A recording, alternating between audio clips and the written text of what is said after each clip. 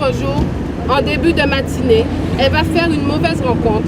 Ce ne sera pas la vieillesse, ni la maladie, mais une voiture qui va la percuter et entraîner son décès, alors qu'elle traversait la route en plein jour et sur un passage protégé. J'aurais aimé que ce soit une histoire, mais c'est une triste réalité. Et c'est cette réalité qui fait que nous sommes tous unis ici aujourd'hui pour lui témoigner notre amour et lui rendre hommage. Pour dire non, certes, à la violence routière, que chaque citoyen change de comportement et qu'on conduise pas seulement pour nous, mais pour aussi les autres. Ça nous rassure, ça nous fait plaisir, mais quand même, on reste mobilisés pour encourager les citoyens à respecter surtout le code de la route, puisque Madame la maire a respecté le code de la route, elle était sur un passage protégé et elle s'est fait faucher. Donc que chacun d'entre nous respections le code de la route. Un moment très important parce qu'il est déjà symbolique. Il entretient la mémoire de toutes ces victimes auxquelles on ne pense pas suffisamment, ces familles brisées, ces femmes, ces hommes qui se reconstruisent parfois difficilement après un accident de la route. Je pense que cette marche est tout à fait opportune pour marquer l'importance d'une prise de conscience collective.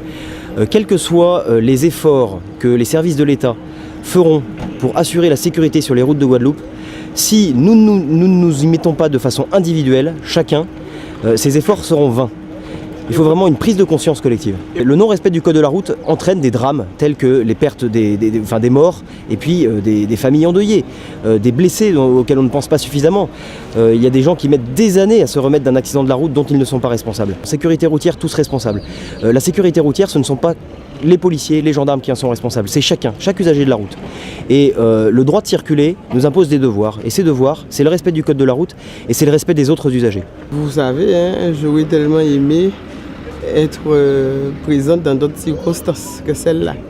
Donc c'est vrai que c'est un hommage à Osette, un hommage voulu par ses enfants, mais je crois que c'est une bonne chose dans la mesure où c'est d'abord, oui, l'hommage à Osette, mais c'est surtout pour qu'il y ait le devoir de sensibilisation, le devoir de prise de conscience pour que la population comprenne qu'aujourd'hui, quand on est sur la route, on doit conduire pour soi, mais on doit conduire aussi pour les autres, dans le bon sens, en faisant attention aux piétons, parce que le code de la route, il doit être respecté.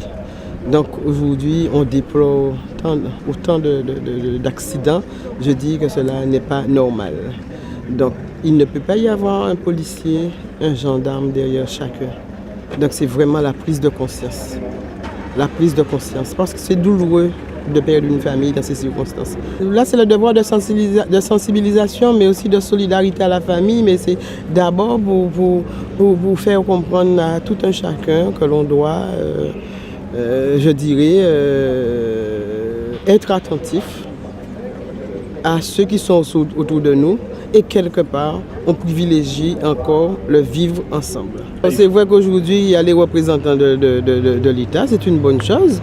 Il y a Route de Guadeloupe qui a accompagné la famille pour la mise en œuvre de la stèle. Et nous, la commune aussi, nous avons accompagné.